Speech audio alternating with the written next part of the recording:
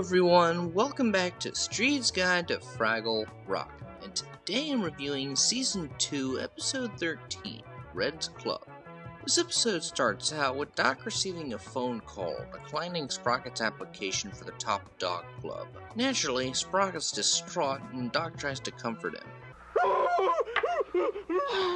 Well, Sprocket, if you're so determined to be in a club, why don't you just start one of your own? You could be president, naturally, and we could call it the Underdog Club. Well, I'm sorry my idea wasn't met with more enthusiasm. Back in the Rock, Red is boastfully challenging everyone in the form of a catchy song. Okay, Gumbo, you're next. 1 and 1 and 1 are 3. Can you laugh as hard as me? 1 and 1 are only 2. I can laugh as hard as you.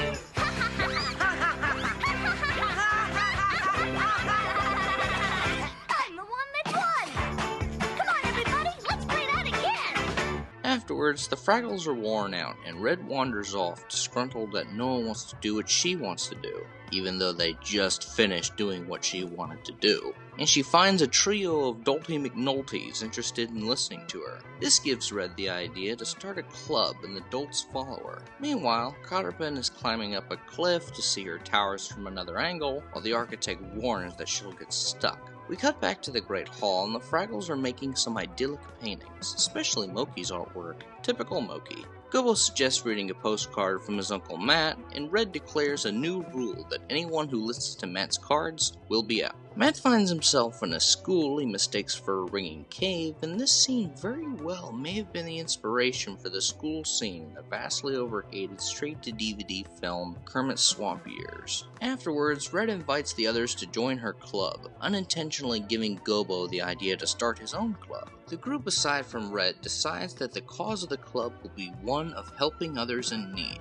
with the best helper being nominated High Helper, and straight away everyone nominates Gobbo for some reason, which sends Red into a tizzy. Hey, listen, Red. I'm tired of listening to you. I'll start my very own club, and the first rule is I wouldn't let you and your crummy club help me if my life depended on it. Back in the workshop, Doc and Sprocket are looking through a list of local dogs to have as members, with Doc taking over everything and borrowing a lot of dogs Sprocket likes. We return to Fraggle Rock, and Red holds a meeting for her club, declaring yet another new rule that no one in her club shall speak to anyone in Gobbo's club, which the Dolts immediately disobey, leaving Red's club for Gobbo's club, while Gobbo, smugger than this image of Earl Sinclair, rubs it in. So Red trudges off and sulks that her club fell apart. All seems hopeless until she hears a distant cry for help coming from Cotterpin. She helps her down and deems her worthy of her club, listing off the rules in the form of another catchy song. Everybody take the bow. Everybody bow. Everybody follow me. She's the leader. I'm the leader now. All right, give me another one. Now, rule number 3 is a treat to see, because it tells you what to say. Yeah? When you meet with fools with different rules, you don't breathe the word all day. No way. Rule number 3 is not for me. If I shush, they'll trap me flat. I think somehow I remember now you can talk if you're short and fat. What? Gobbo's attitude seems to have changed, and he asks Red to come back and join them, even though he was a bit of a douche himself earlier. Red stays silent, and she has a secret meeting with Cotterpin, while Gobbo watches on in confusion, thinking that she's talking to a basket. Cotterpin, however, is beginning to regret joining this club as Red comes up with the idea that they should try to help more people than Gobbo, which is challenging since the club only consists of them two. This results in Red cruelly putting Cotterpin in perilous situations to save her. That's true, Cotterpin. You're really great at needing help. Just wait till the others hear how much helping we've done. Coming! I'm here! Red is seriously starting to get on my nerves in this episode. It's been well established that she can be competitive and a bit jealous, but this is taking things way too far. I don't think Red would ever willingly endanger her friend just to one-up Gobbo. That's just not something she'd do. Anyways, some time passes, and apparently Red has quote-unquote saved Cotterpin 65 times. She sees Gobbo's club having a meeting, so she uses Cotterpin to hear them better. Gobo claims Red would help a Gorg if it meant bettering him, and Cotterpin mishears, making Red think she should actually help a Gorg. Cotterpin, however, has had enough of Red's bullshit and tells her where to get off. Cotterpin, listen to me. No!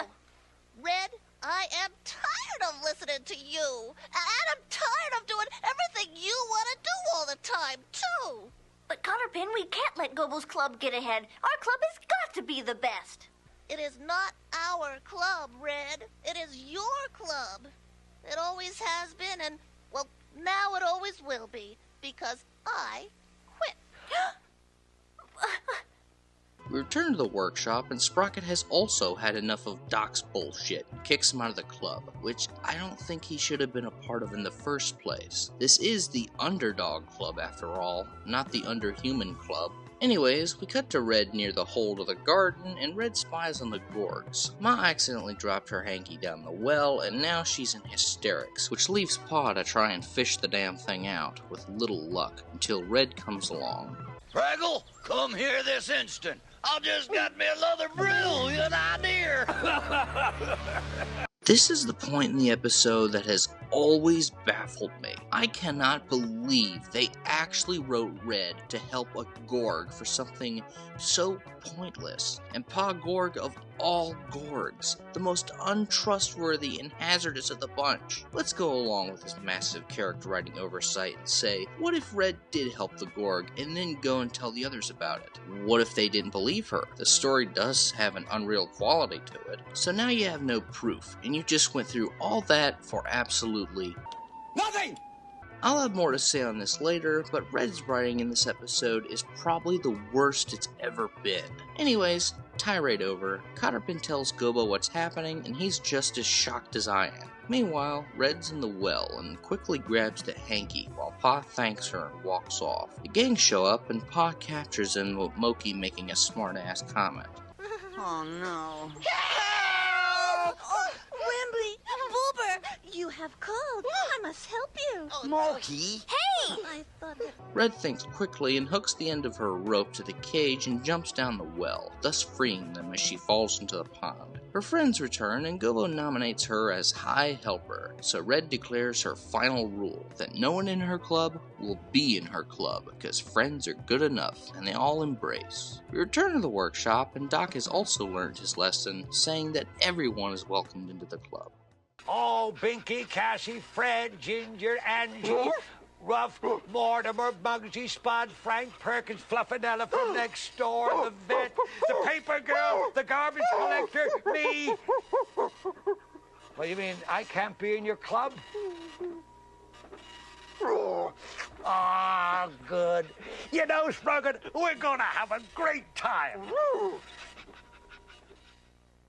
This was a very painful entry to watch. Thankfully, it's not as boring as the previous episode, but it is frustrating to watch due to the character writing flaws. Red is absolutely insufferable in this episode. The writers took every aspect of her competitiveness and pettiness and leveled it up to 100. She even mistreats poor Cotterpin, who she never even apologizes to, by the way. This episode really jumped the shark when Red decided to help a Gorg. She would never do this. Junior, maybe, but even that's stretching it. The songs in this episode aren't entirely terrible, but they were pretty forgettable. I didn't mind this episode when I was a child, but as an adult, it is almost impossible to watch now. It's difficult for me to get over just how unlikable Red is in this episode. She barely even apologizes to her friends. It felt like she placed the blame on clubs rather than her own social climbing. Overall, this was a poorly written mess, and one of the episodes I've revisited the least. Character inconsistencies, plot contrivances,